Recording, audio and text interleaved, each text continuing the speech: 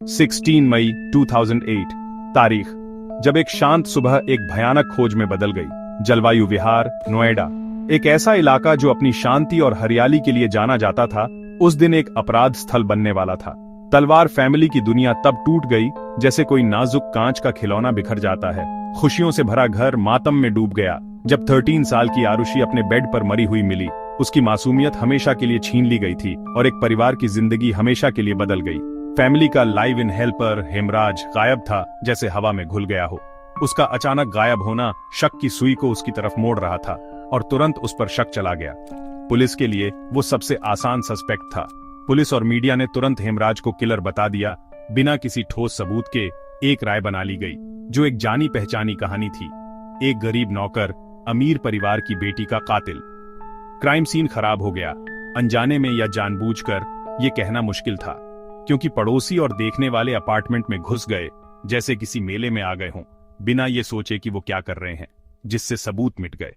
हर कदम के साथ सच्चाई और दूर होती जा रही थी। इन्वेस्टिगेशन में बहुत गड़बड़ थी, गलतियां हुई और शायद कुछ छुपाया भी गया। पुलिस बस हेमराज को ढूंढने पर फोकस कर रही थी, जैसे वही सब कुछ हो, जैसे वही इस केस का अंत हो। तलवार्स के लिए दुख के साथ साथ एक और बड़ी मुसीबत आने वाली थी।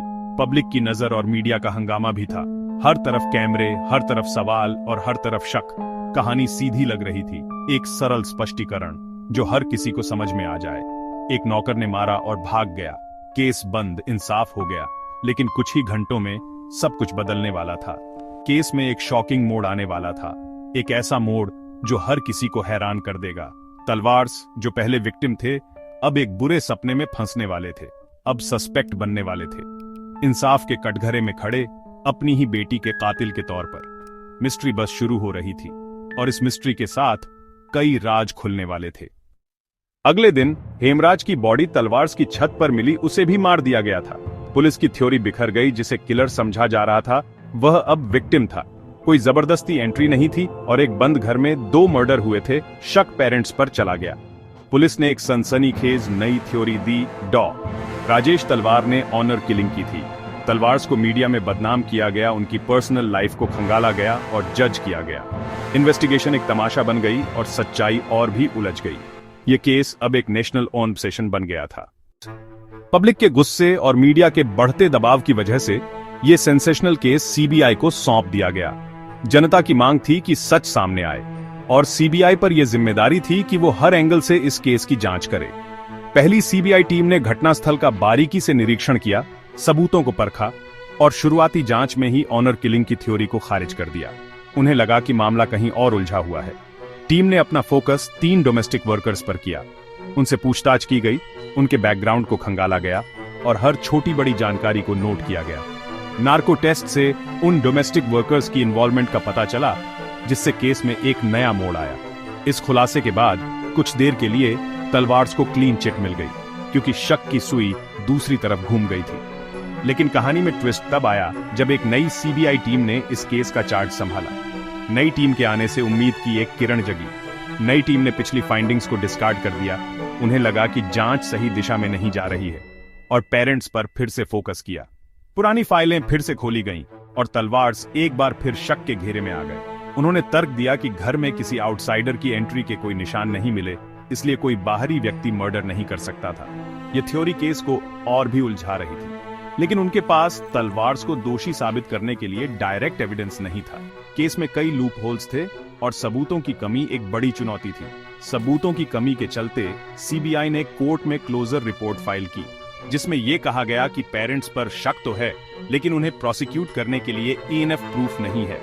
लेकिन कोर्ट ने सीबीआई की क्लोजर रिपोर्ट को रिजेक्ट कर दिया और शक की बिना पर तलवार्स के खिलाफ फॉर्मल चार्जेस फ्रेम कर दिए। तलवार्स पर अब अपनी ही बेटी आरुषि और हेमराज के मर्डर का ट्रायल चल रहा था। मीडिया और पब्लिक की निगाहें इस केस पर टिकी हुई थीं। यह केस कॉन्फ्लिक्टिंग थ्योरीज और मिसिंग एविडेंस का एक ऐसा भूल भुलैया था जिसमें हर कोई उलझ कर रह गया था। सच और झूठ के बीच का फर्क करना मुश्किल हो गया था। इंसाफ की उम्मीद पहले से कहीं ज्यादा दूर लग रही थी, क्योंकि केस की पेचीदगियों ने हर किसी को हताश कर दिया था। देश बंटा हुआ और कंफ्यूज्ड रह गया। हर कोई अपने अपने तरीके से इस केस को समझने और सुलझाने की कोशिश कर रहा था। तलवार्स पर जो मुकदमा चला वो मुख्य रूप से परिस्थितिजन्य साक्ष्यों पर आधारित था। प्रत्यक्षदर्शियों की कमी और ठोस सबूतों के अभाव में अदालत ने उपलब्ध सर्कमस्टेंशियल एविडेंस का बारीकी से विश्लेषण किया। प्रोसिक्यूशन ने अदालत में यह क्लेम किया कि इस क्राइम को केवल पेरेंट्स ही अंजाम दे सकते थे, क्योंकि घर के अंदर किसी बाहरी व्यक्ति की मौजूदगी का कोई सबूत नहीं मिला था। उन्होंने तर्क दिया कि परिस्थितियां तलवार दंपति की ओर इशारा करती हैं। डिफेंस ने इन्वेस्टिगेटिव फेलियर्स और पुलिस द्वारा सबूतों को संभालने में हुई चूक को हाईलाइट किया। उन्होंने यह भी तर्क दिया कि जांच में कई खामियां थीं और अभियोजन पक्ष के पास तलवारों को दोषी साबित करने के लिए पर्याप्त सबूत नहीं हैं। तमाम दलीलों और सबूतों पर विचार करने के बाद 2013 में तलवार्स को आरुषि और हेमराज की हत्या का दोषी ठहराया गया।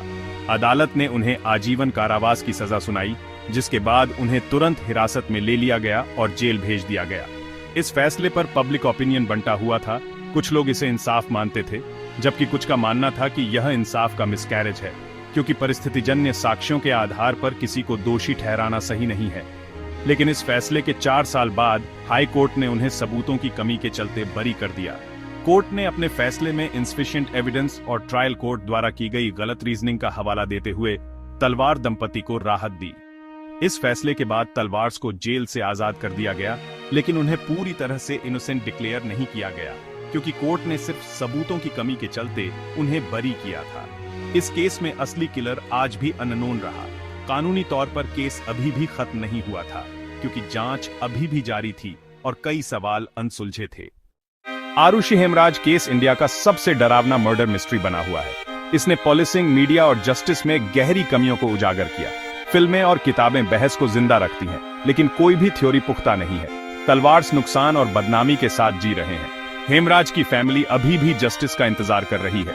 ये केस समाज के पूर्वाग्रहों और इंस्टीट्यूशंस की गलतियों का आईना है। सालों बाद भी सवाल बना हुआ है, आरुषि और हेमराज को किसने मारा?